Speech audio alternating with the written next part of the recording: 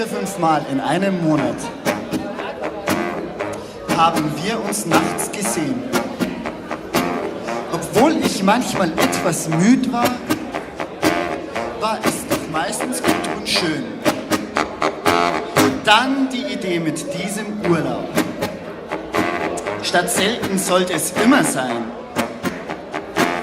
Ich war von Anfang an dagegen. Du hast gesagt, es müsste sein. Keine Sterne in Athen, stattdessen Schnaps in St. Katrin. Er hat den Urlaub nicht gewollt, sie hat gesagt, es müsste sein. 3 Wochen lang zusammenleben, wo uns kein Alltagsärger stört.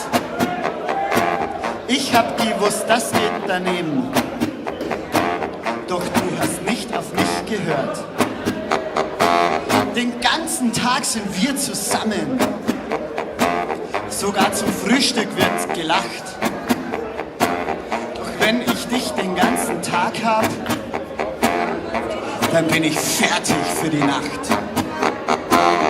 Keine Sterne in Athen, stattdessen Schnaps in St. Katrin. Er hat den Urlaub nicht gewollt, sie hat gesagt, es müsste sein. Sagst du?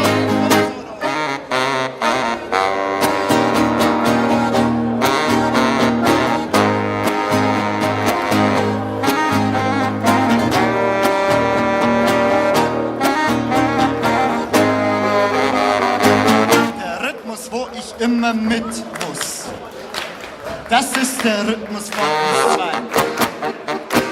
Dann ständig deine Kommentare. Ich wünschte, ich wär zu Hause allein. Keine Sterne in Athen,